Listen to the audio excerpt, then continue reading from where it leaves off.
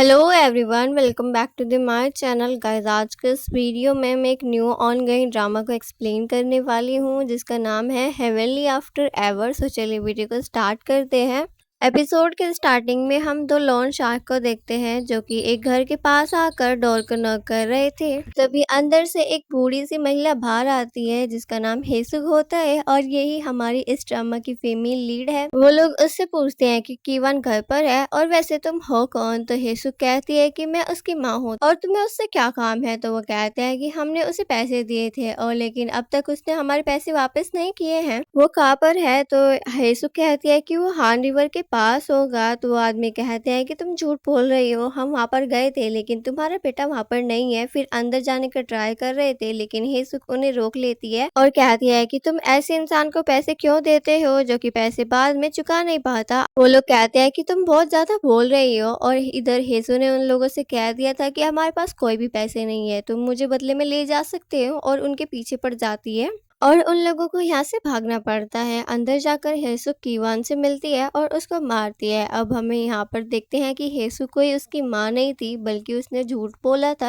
हेसुक तो खुद एक लोन शार्क होती है और अपने पैसे के लिए यहाँ पर आई हुई थी, लेकिन कीवान कह रहा होता है कि मेरे पास कोई भी पैसा नहीं है। और इधर हेसुक के साथ उसकी बॉडीगार्ड भी होती है जिसका नाम येंग होता है। वो उसकी बॉडीगार्ड कम बल्कि बेटी ज्यादा होती है। कीवान कह रहा होता है कि मेरे पास कोई भी पैसा नहीं है। हेसुक कह रही होती है कि हम लोगों को मारते भी है और अपने इंस्ट्रूमेंट बाहर निकाल लेती है। कीवान ये देखकर डर जाता है और उन लोगों को उनके पैसे दे देता है, लेकिन वो भी रुकने का नाम नहीं ले रही थी। कीवान कहता है कि मैंने पैसे दे दिए हैं, अब तुम मुझे क्यों मार रही हो। नेक्स्ट सीन में हम देखते हैं कि वो लोग उसी के घर में किमची बना रहे थे और इसके बाद हेसुक और उसके साथ ये मार्केट में आते हैं। दोनों जब जा रहे थे तब एक आदमी गलती से उनके ऊपर पानी डालने वाला था, लेकिन हेसुक ने अपना अम्ब्रेला निकाल लिया था जिससे वो पानी उनके ऊपर नहीं गिर पाता और वो आदमी बाद में उन लोगों को सॉरी बोल रहा होता है। इसके बाद हेसुक एक वुमेन के पास आती है और अपने पैसे ले रही होती है। वो वुमेन थोड़ी रूडली बात कर रही थी लेकिन हेसुक को कोई फर्क नहीं पड़ रहा था, केवल उसे तो अपने पैसे चाहिए थे।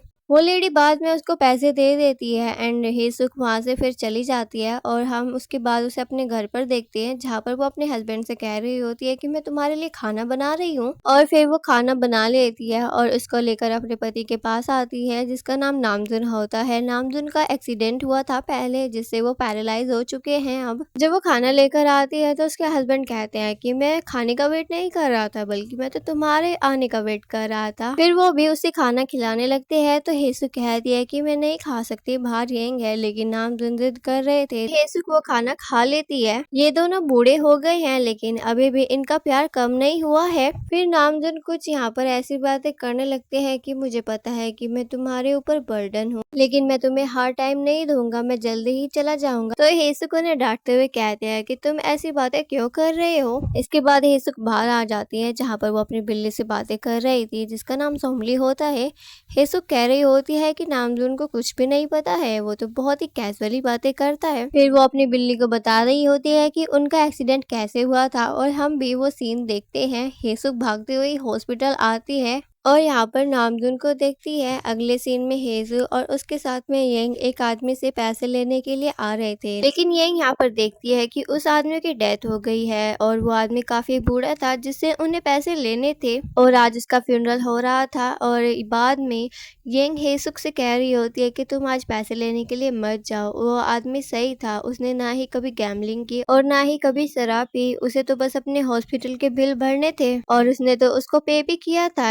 हेसुक कहती है कि तुम्हें उस पर दया आ रही है क्या, तुम्हें उस पर दया नहीं आती कि कैसे मेरे पति का एक्सीडेंट हो गया था और वो पैरालाइज हो गए थे। जब मैं 30 साल की थी तो मैंने अपनी इंश्योरेंस मनी को यूज किया हुआ था और मैं लोन शार्क का काम करने लगी और लोगों को लोन देने लगी। क्या तुम्हें मुझ पर दया नहीं आती, मैंने भी यहाँ तक पहुँचने के लिए काफी स्ट्रगल किया है। और बाद में वो अंदर आ जाती है जहाँ पर वो महिला से कहती है कि आपके इस फैमिली मेंबर ने मुझसे पैसे लिए थे, मैं वो लेने के लिए आई हूँ। वो लेडी उसको गुस्से से देख रही होती है और बाद में उसको उसके पैसे दे देती है। हेसु पैसों को ले लेता देती है और उनमें से 100 रुपए देने वाली होती है, लेकिन वो लेडी यहाँ पर वे पैसे फेंक देती है और कहती है कि क्या तुम्हें शर्म नहीं आती, आज यहाँ पर इनका फ्यूनरल है और तुम पैसे मांगने के लिए आ गई हो। इधर हेसुक उन पैसों को उठा रही होती है, तभी वो लेडी चिल्लाते हुए कहती है कि मैं प्रे करूंगी कि तुम हेल में जाओगी। इसके बाद हम नेक्स्ट सीन में हेसुक को मेट्रो में देखते हैं, जहाँ पर उसके साथ येंग भी होती है। वो उससे पूछ रही होती है कि क्या हेवन और हेल होते हैं,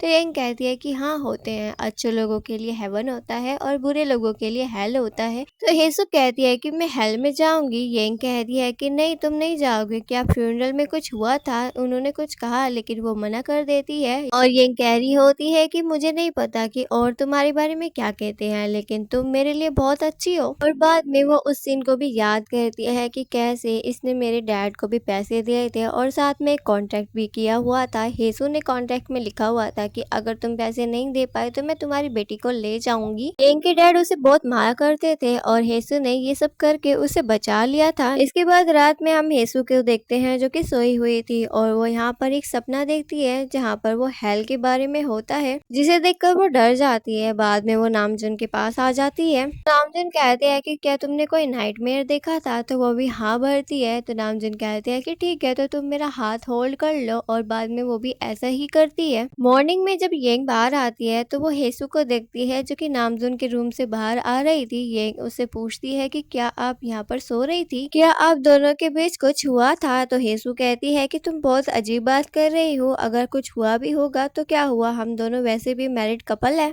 तभी एक लेडी इन लोगों से मिलने के लिए आती है और वो हेसु से कहती है कि मुझे पता है कि आप लॉन चार के रूप में काम करती हो, मैं आपके बिजनेस को ज्वाइन करना चाहती हूँ, मैं आपके साथ काम करना चाहती हूँ, मेरी कंडीशन बहुत ही बुरी है। लेकिन हेसुक ने मना कर दिया था। फिर वो दोनों फ्लावर की शॉप में आ गए थे। हेसुक को कुछ फ्लावर पसंद आते हैं और वो उनको ले लेती है एंड बाद में नामजुन के पास ले आती है और बता रही होती है कि मैं तुम्हारे लिए लेकर आई हूँ, यह बहुत ही ब्यूटीफुल है। नामजुन भी हाँ करता है और कह रहा होता है कि तुमसे ब्यूटीफुल नहीं है, तुम 20 और 40 की उम्र में बहुत ही ब्यूटीफुल थी, लेकिन अब तुम 80 साल की हो गई हो और इस एज में भी अब तुम सबसे ज्यादा प्रेटी हो। नेक्स्ट सीन में हेसुक चर्च आती है जहाँ पर वो गॉड के सामने प्रे कर रही होती है और कह रही होती है कि मैं चाहती हूँ कि मेरा पति हेवन में जाए, मुझे मेरी परवाह नहीं है, लेकिन प्लीज उसको हेवन में ही भेज देना। लेकिन तभी हेसुक को सपना आता है कि जब वो अपने घर पर आ रही थी तभी यहाँ पर एक जॉर्जन ग्रीम रीपर आया हुआ था जो कि उसके पति को ले जाने के लिए आया था, लेकिन पास ही में सोमली होती है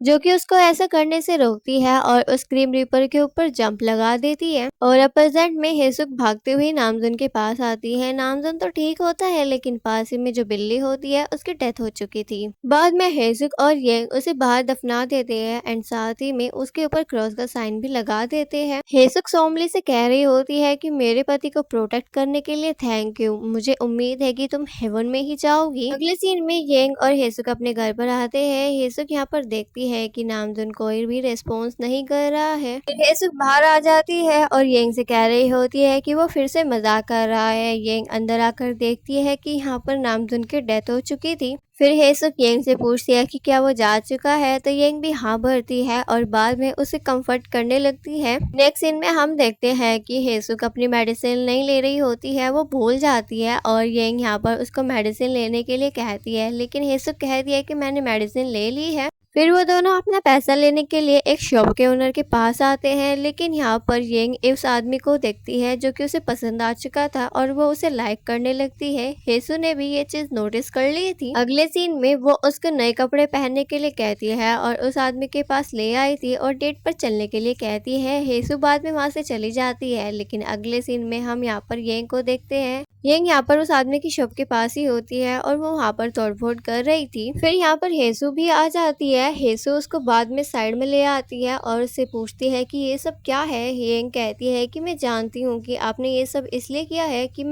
आप चाहती हो कि मैं आपसे दूर हो जाऊं, लेकिन मैं ये सब नहीं चाहती, मैं तो बस आपके साथ रहना चाहती हूँ। हेसु कह रही होती है कि मुझे नहीं पता कि मैं कब मर जाऊंगी, मैं तुम्हें दुखी नहीं देखना चाहती, लेकिन येंग कह रही होती है कि मैं आपके साथ ही रहूंगी चाहे कुछ भी हो जाए। अगले सीन में वो दोनों अपने घर पर होते हैं। हेसु कह रही होती है कि मैं जल्दी जाने वाली हूँ, तो येंग कहती है कि ठीक है, जाने से पहले आप मुझे अपनी अम्ब्रेला वाली ट्रिक सिखा दो ताकि जब भी कोई कस्टमर मुझ पर पानी गिरे तो मैं अपना बचाव कर सकूं। हेसुक ने बाद में ने ऐसा ही किया था, उसने उसको अम्ब्रेला वाली ट्रिक सिखा दी थी और 1 साल के बाद उसकी डेथ हो जाती है। अगले सीन में उसका फ्यूनरल हो रहा होता है। यहाँ पर अकेली येंग होती है, तभी वहाँ पर एक आदमी आता है जिसे देखकर येंग उसके पास आती है और उससे पूछती है कि आप कौन हो, क्या आप ये हेसुक के दोस्त हो? वो भी हाँ भर देता है। तो येंग कह रही होती है कि मैं हेसुक के सभी दोस्तों को जानती हूँ, लेकिन मैंने आपको कभी नहीं देखा। वो आदमी कह रहा होता है कि मैं तुमसे पहले का उसका दोस्त हूँ। फिर वो हेसुक की फोटो के सामने आता है, जहाँ पर वो हेसुक के सोल को भी ले आता है और हमें पता चलता है कि ये एक ग्रीम रीपर है। हेसुक की सोल हवा में उड़ रही होती है। ग्रीम रीपर कह रहा होता है कि यहाँ पर ग्रेविटी कम है और बाद में उसको एक ब्रेसलेट बांध देता है, जिससे वो जमीन पर खड़ी हो जाती है। हेसुक के मन में बहुत सारे क्वेश्चन होते हैं, जिससे वो एक एक करके पूछ रही होती है। वो पूछती है कि आप कौन हो, क्या आप ग्रीम रीपर हो, क्या आप मेरे पति को जानते हो? वो कहता है कि मैं उसको जानता हूँ, मैं ही उसको यहाँ से लेकर गया था। और हम वो सीन देखते भी है जहाँ पर नामजुन का फ्यूनरल हो रहा होता है। तभी वो उस ब्रेसलेट को नहीं पहन रहा होता है, लेकिन ग्रीम रीपर उससे कह रहा होता है कि तुम ऐसा मत करना, तुम अपनी पत्नी से नहीं मिल पाओगे। फिर नामजुन कहता है कि ठीक है, क्या तुम मेरी पत्नी को भी लेने के लिए आओगे? तो वो हाँ भरता है। फिर नामजुन कहता है कि तुम उसको कह देना कि मैं उसका वेट करूंगा। तो ये सब सुनने के बाद वो पूछती है कि क्या मेरा पति हेवन में है? तो वो हाँ भर देता है। हेसु फिर अपने बारे में पूछती है कि क्या मैं कहाँ पर जाऊंगी, हेवन या हेल? ग्रीम रीपर कह देता है कि मुझे नहीं पता और उससे कहता है कि अब तुम्हें यहाँ से ले जाया जाएगा, तुम बताओ तुम कौन से ट्रांसपोर्ट की राइड करना चाहोगे, बस या मेट्रो या रेल या फिर एयरप्लेन? तो हेसु कहती है कि मैं मेट्रो से जाऊंगी और बाद में वहाँ पर एक मेट्रो आ जाती है। हेसु फिर मेट्रो में आ जाती है, जहाँ पर वो देखती है कि यहाँ पर कई लोग होते हैं जो कि हेवन में जाने के लिए प्रे कर रहे होते हैं। तभी यहाँ पर हेल आता है और उसका डोर ओपन होता है। जो लोग हेल में जाने वाले होते हैं वो ऑटोमेटिकली बाहर चले गए थे,